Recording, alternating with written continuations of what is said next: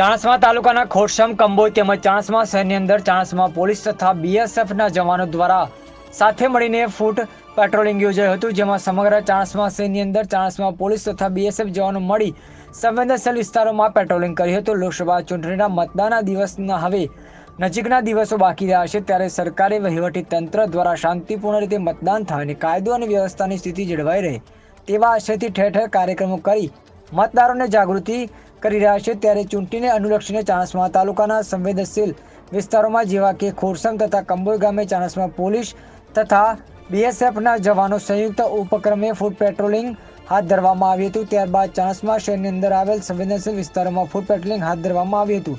આમ પોલીસ દ્વારા પણ કાયદો અને વ્યવસ્થાની સ્થિતિ જળવાય તેવા પ્રયાસો કરવામાં આવી રહ્યા છે। અહેવાલ નિખિલ જોશી, પાટણ।